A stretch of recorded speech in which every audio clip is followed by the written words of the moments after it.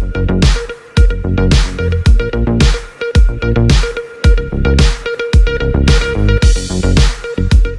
વિધાનસભાની જીતને લઈને અલ્પેશજી ઠાકોરે આપ્યું મોટું અને મહત્વનું નિવેદન।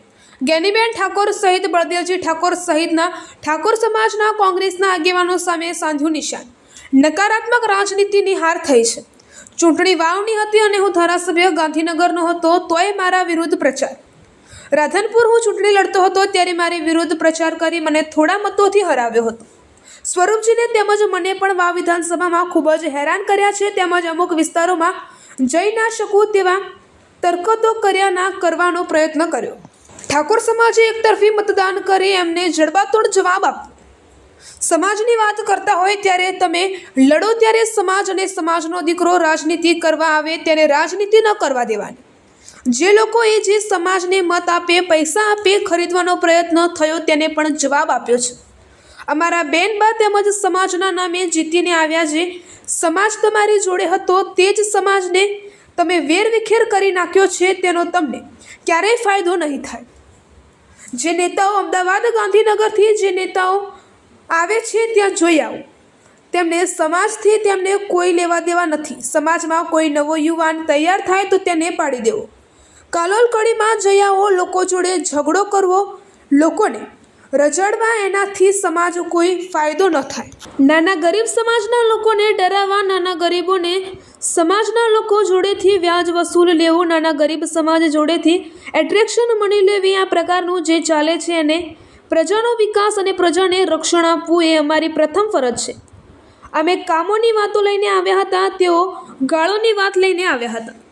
અમે જોડવાની વાત લઈને આવ્યા હતા તેઓ તોડવાની વાત લઈને આવ્યા હતા।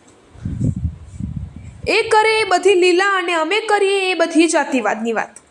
જે લોકો બે મોઢેથી વાત કરે છે એ લોકોને મૂર્ખ સમજે છે। જે કોઈ લોકો મતદાતાઓને ગીરવે મૂકવાની વાતો કરે છે એ લોકોને આ જડબાતોડ જવાબ છે। તમે અમારી પાઘડીની લાજ રાખી છે તો અમારા દ્વારા પાઘડીનું છોગું ઊંચું રહે તેવા જ કામ કરીશું। સૌપ્રથમ તો વાવ શ્રીગામ બાબરની જનતાનો આભાર માનું છું કે એમણે ખોબલે ને ખોબલે મત આપ્યા। એક બાજુ નકારાત્મક રાજનીતિ આક્ષેપોની રાજનીતિ અને પ્રજા કલ્યાણની કોઈ વાત નહોતી। બીજી બાજુ ભારતીય જનતા પાર્ટી કરેલા કામોનું ભાથું હતું। શું કરવા માગીએ છીએ આ વાત હતી અમારી જોડે। એટલે વાવ શ્રીગામની બાબરની જનતાએ વિકાસને મત આપ્યો છે। આદરણીય નરેન્દ્રભાઈ ભૂપેન્દ્રભાઈ અમિતભાઈ શાહ સાહેબ જેપી નડ્ડાજી અને સી આર પાટીલના નેતૃત્વમાં કમળને વિકાસના નામ ઉપર મત આપ્યા છે। એટલે આ જનતાનો આભાર માનું છું। બીજું આપને કહું કે જે રીતે કોંગ્રેસ આવી અને જે પ્રકારનો નકારાત્મક પ્રચાર કરે ચૂંટણી ચાલે વાવની હું ધારાસભ્ય છું ગાંધીનગરનો તેમ છતાં મારા માટે અમારા આગેવાનો માટે પાર્ટીના આગેવાનો માટે વ્યક્તિગત ટીકા ટિપ્પણીઓ કરતા હતા। આ એવા લોકોને જવાબ છે।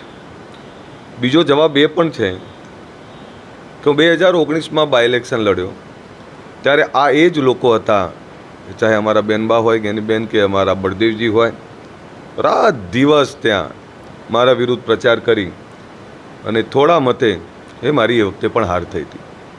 આ વખતે પણ સ્વરૂપજી ઠાકોર લડ્યા ત્યારે રાત દિવસ ઉજાગરા કર્યા।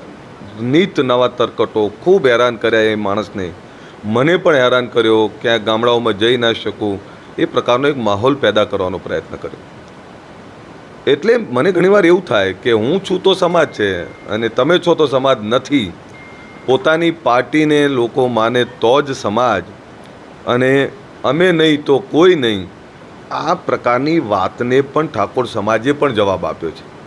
અને ઠાકોર સમાજે પણ એક તરફી મતદાન કરી અને એક સીધો સાદો સામાન્ય પરિવારમાંથી આવતા સ્વરૂપજી ઠાકોરને જીતાડી અને એમની એક જે માનસિકતા છે પોતાના માટેની મારું એ મારું તારા મારો ભાગ આ પ્રકારની માનસિકતાને જડબાતોડ જવાબ આપ્યો છે।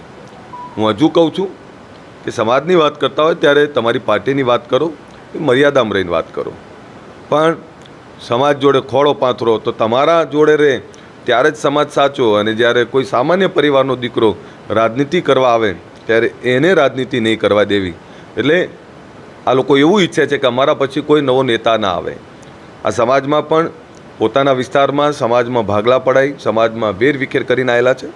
અને મને દુર્ભાગ્યપૂર્ણ છે કે મને ક્યાંક જાણવા એ પણ મળ્યું કે જે સમાજ સામાજિક રીતે જાગ્યો છે, જે સમાજ તમામ સમાજોની સાથે હળીભળીને કામ કરવા માટે હવે તૈયાર થયો છે, જે સમાજે પોતાના માથે નાખેલા કલંકો દૂર કર્યા છે, એ સમાજને મત માટે પૈસા વેચીને ખરીદવાનો પ્રયત્ન થયો, એને પણ જવાબ આપ્યો છે. અને મેં એ વખતે કહ્યું હતું કે જેને જેટલા પૈસા વેચવા એટલા વેચી લે. આ સમાજ આ વખતે એ જવાબ આપશે. ત્યારે આ જવાબ એમને બધાને છે. એટલે હું તો આ બધાને કહું છું અને સવિશેષ અમારા બહેનબાને કહું છું કે જે સમાજના નામે તમે જીતીને આવ્યા અને જે સમાજ તમારી જોડે હતો એટલે બીજા સમાજોએ તમારી જોડે રહ્યા, એ જ સમાજને વેરવિખેર કરી અને તમને ક્યારેય કોઈ ફાયદો નહીં થાય. જે અમદાવાદ ગાંધીનગરથી જે નેતાઓ આવે છે, ક્યારેક એમના ત્યાં જોઈ આવો. એમને સમાજ અને સમાજથી કોઈ લેવા દેવા નથી. સમાજને વેરવિખેર કરવાનું કામ છે. સમાજમાં નવો કોઈ યુવાન તૈયાર થાય તો એને પાડી દેવાનું કામ કરે. જાઓ કલોલને કડીમાં જોઈ આવો. લોકો જોડે ઝઘડવું, લોકોને રંજાડવા, લોકોને પીંચ કરવા, આ પ્રકારના નેતાઓથી કોઈ ફાયદો ના થાય. સાથે હું વાવના તમામ સમાજોનો આભાર માનું છું. એ સવિશેષ તમામ એ મોટા સમાજો અને તમામ નાના સમાજો કે જે સમાજોને ડરાવવાનો પ્રયત્ન થયો, એ જે સમાજોને ભ્રમિત કરવાનો પ્રયત્ન થયો, એ તમામ સમાજોએ ભારતીય જનતા પાર્ટીના વિકાસના મંત્રને આ મત આપ્યો છે. આજે પણ વાવ સુઈગામ બાભરના અનટચેબલ એરિયાઓ છે, જ્યાં આજે પણ ક્યાંક વીજળીના પ્રશ્નો છે, રોડના પ્રશ્નો છે, જે કંઈ પ્રશ્નો છે એ પ્રશ્નોનું નિરાકરણ માટે મત આપ્યો છે. એટલે અમે સ્પષ્ટ એવું માનીએ છીએ કે જ્યારે જનતાએ આદેશ આપ્યો છે ત્યારે અમારી જવાબદારી વધે છે.